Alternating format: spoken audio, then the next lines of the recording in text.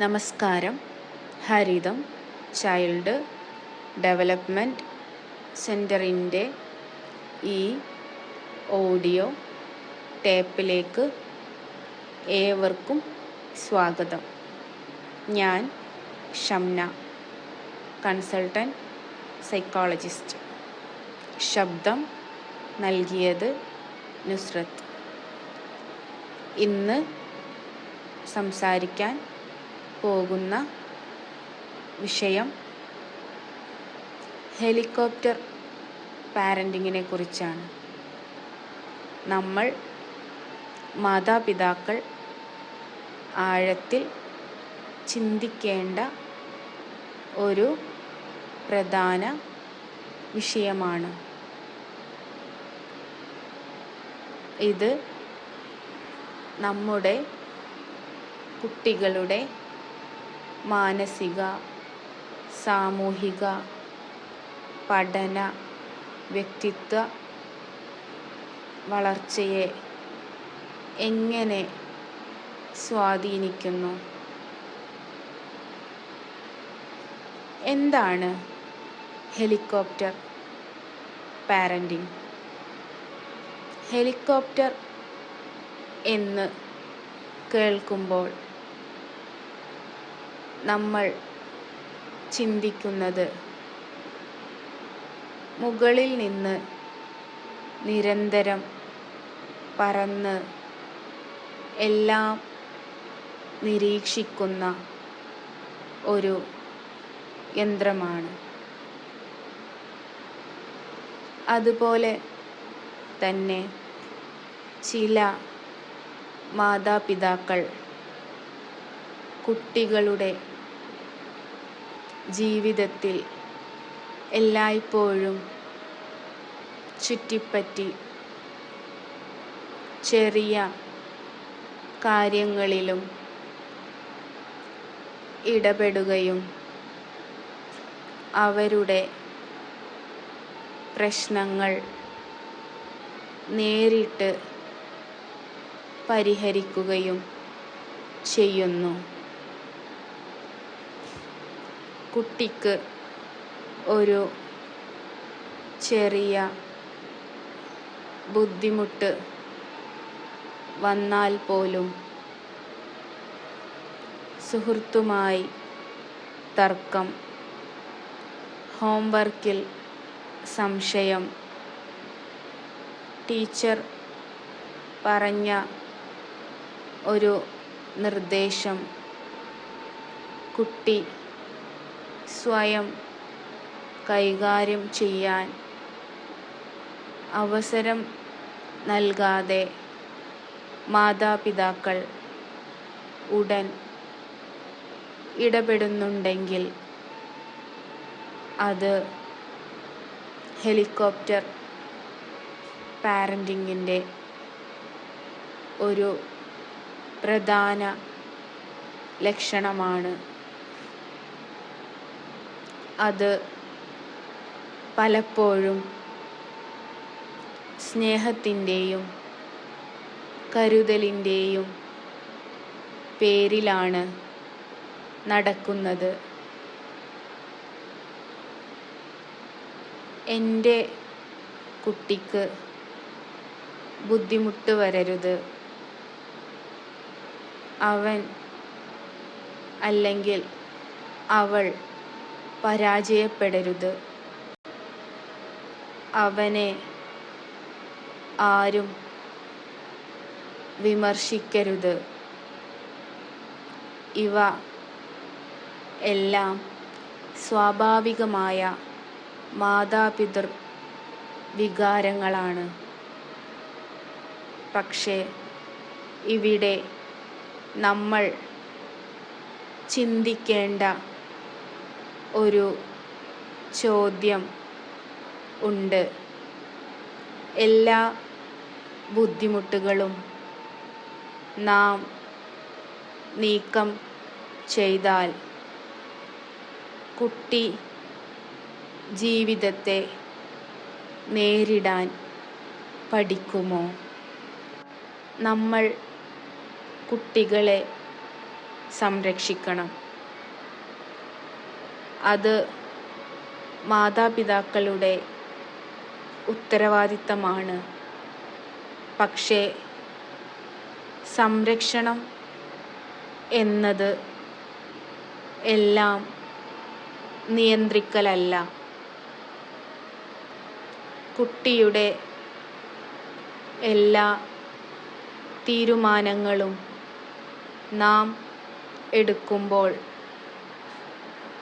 എന്ത് ധരിക്കണം, ആരുമായി കളിക്കണം, എപ്പോഴാണ് പഠിക്കേണ്ടത്, എന്താണ് പറയേണ്ടത്, അപ്പോൾ കുട്ടിക്ക് സ്വന്തം ചിന്തയും തിരഞ്ഞെടുപ്പും ഉപയോഗിക്കാൻ അവസരം ലഭിക്കാതെ പോകുന്നു. ആദ്യത്തിൽ ഇത് ശ്രദ്ധ പോലെ തോന്നാം. പക്ഷേ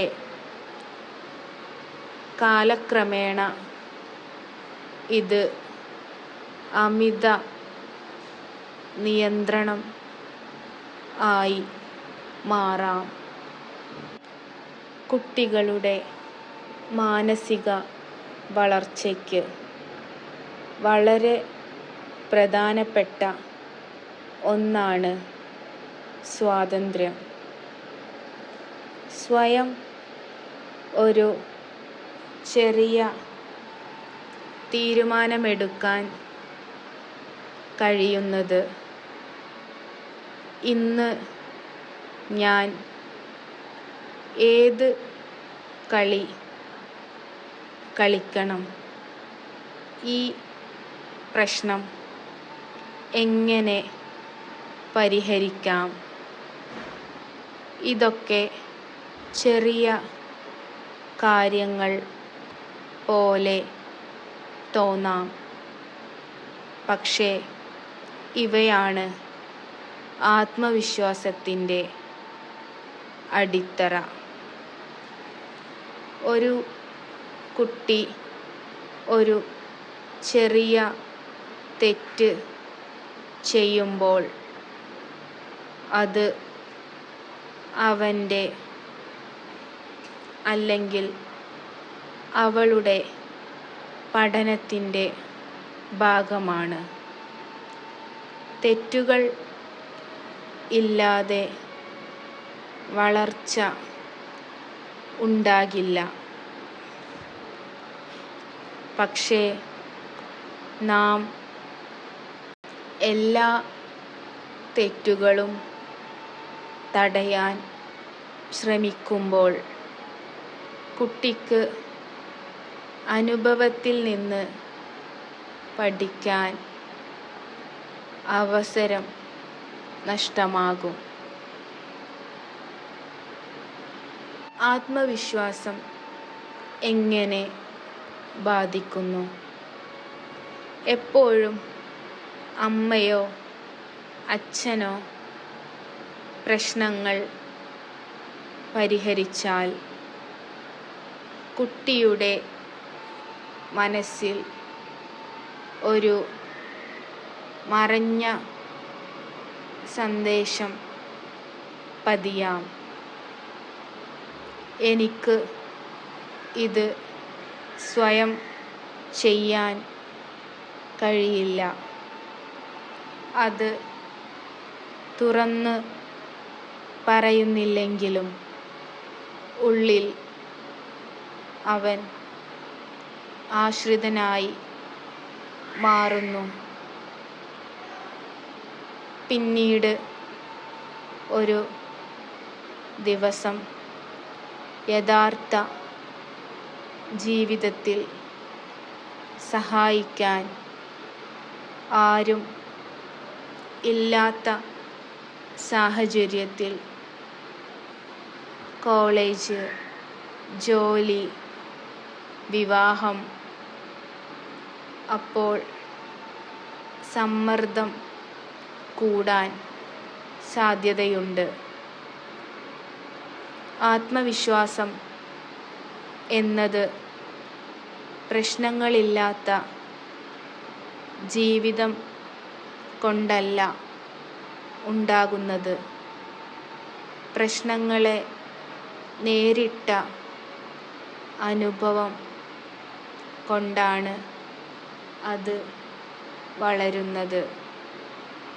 പഠനത്തിൽ അമിത ഇടപെടൽ. സ്കൂളിൽ ഒരു അസൈൻമെൻറ്റ് നൽകിയാൽ അത് കുട്ടി സ്വയം ചെയ്യേണ്ടതാണ്. പക്ഷേ ചിലപ്പോൾ മാതാപിതാക്കൾ അതിൽ മുഴുവനായും ഇടപെടുന്നു. എങ്ങനെ എഴുതണം, എന്ത് എഴുതണം, പ്രൊജക്റ്റ് എങ്ങനെ അലങ്കരിക്കണം.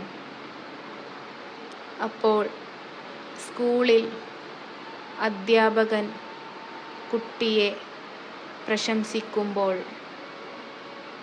യഥാർത്ഥത്തിൽ അത് കുട്ടിയുടെ കഴിവിൻ്റെ ഫലം ആണോ, അല്ലെങ്കിൽ മാതാപിതാവിൻ്റെ നിയന്ത്രണത്തിൻ്റെ ഫലമോ? ഇത് ചിന്തിക്കേണ്ട വിഷയമാണ്. ചെറിയ ക്ലാസുകളിൽ മാർഗനിർദ്ദേശം ആവശ്യമുണ്ട്. പക്ഷേ ഉയർന്ന ക്ലാസുകളിലേക്ക് പോകുമ്പോൾ സ്വതന്ത്ര പഠനശീലം ഇല്ലെങ്കിൽ കുട്ടികൾക്ക് കോളേജിൽ വലിയ ബുദ്ധിമുട്ടുകൾ നേരിടേണ്ടി വരും. ആശങ്കയും ഭയവും. അമിത സംരക്ഷണം ചിലപ്പോൾ കുട്ടികളിൽ ആശങ്ക വർദ്ധിപ്പിക്കാം. എന്തുകൊണ്ട്? കാരണം ലോകം ഒരു അപകടകരമായ സ്ഥലം എന്ന സന്ദേശം കുട്ടിക്ക് ആവർത്തിച്ച് ലഭിക്കുന്നു. ശ്രദ്ധിക്കണം, വീഴരുത്, തെറ്റിക്കരുത്. ഇതെല്ലാം ആവശ്യമായ മുന്നറിയിപ്പുകളാണ്. പക്ഷേ അത് അതിരുകടക്കുമ്പോൾ കുട്ടി ലോകത്തെ ഭയത്തോടെ കാണാൻ തുടങ്ങും. ജീവിതത്തിൽ പരാജയം, നിരാശ, വിമർശനം ഇവ ഒഴിവാക്കാനാവാത്തതാണ്. അവയെ നേരിടാനുള്ള പരിശീലനം ബാല്യത്തിൽ തന്നെയാണ് തുടങ്ങേണ്ടത്. സാമൂഹിക കഴിവുകൾ എങ്ങനെ ബാധിക്കുന്നു എന്ന് നോക്കാം. കുട്ടികൾ തമ്മിൽ ചെറിയ തർക്കങ്ങൾ ഉണ്ടാകുന്നത് സ്വാഭാവികമാണ്. അവിടെയൊക്കെ ഉടൻ മാതാപിതാക്കൾ ഇടപെട്ടാൽ കുട്ടിക്ക് കോൺഫ്ലിക്റ്റ് റെസല്യൂഷൻ എന്ന കഴിവ് വളരാൻ അവസരം കുറയും. സുഹൃത്തുമായി പ്രശ്നമുണ്ടായാൽ നീ അവനോട് എന്താണ് പറഞ്ഞത്? അവൻ എന്താണ് പറഞ്ഞത്? ഇത് നിങ്ങൾ രണ്ടുപേരും തമ്മിൽ സംസാരിച്ച് തീർക്കാമോ? ഇങ്ങനെ ചോദിച്ചാൽ കുട്ടിക്ക് സ്വയം പരിഹാരം കണ്ടെത്താൻ കഴിയും. ജീവിതത്തിൽ ബന്ധങ്ങൾ നിലനിർത്താൻ ഈ കഴിവ് അത്യാവശ്യമാണ്. നമ്മുടെ സമൂഹത്തിൽ, പ്രത്യേകിച്ച് ഇന്ത്യൻ കുടുംബ സംവിധാനത്തിൽ, മാതാപിതാക്കളുടെ ശക്തമായ ഇടപെടൽ സാധാരണമാണ്. പഠന വിജയം, സുരക്ഷ, സാമൂഹിക മാന്യത ഇവയ്ക്കുള്ള ആശങ്ക മാതാപിതാക്കൾക്ക് കൂടുതലാണ്. കുട്ടി വിജയിക്കണം എന്ന ആഗ്രഹം തെറ്റല്ല. പക്ഷേ വിജയത്തിനായി സ്വാതന്ത്ര്യം നഷ്ടമാകരുത്. കരുതലും നിയന്ത്രണവും തമ്മിൽ ഒരു സമതുലിതാവസ്ഥ ആവശ്യമാണ്. എങ്ങനെ ആരോഗ്യകരമായ മാറ്റം നമുക്ക് കൊണ്ടുവരാം? പ്രായാനുസൃത ഉത്തരവാദിത്തങ്ങൾ നൽകുക. കുട്ടിക്ക് ചെറുപ്പത്തിൽ തന്നെ ചെറിയ ജോലികൾ നൽകുക. സ്വന്തം ബാഗ് ഒരുക്കുക, കളിപ്പാട്ടങ്ങൾ ഒതുക്കുക. ചെറിയ തെറ്റുകൾ അനുവദിക്കുക. തെറ്റുകൾ വളർച്ചയുടെ ഭാഗമാണ്. തെറ്റുമ്പോൾ ശാസിക്കുന്നതിന് പകരം ഇതിൽ നിന്ന് നമുക്ക് എന്ത് പഠിക്കാം എന്ന് ചോദിക്കുക. ഉത്തരമല്ല നൽകേണ്ടത്. പ്രശ്നം വന്നാൽ ഉടൻ പരിഹാരം പറയരുത്.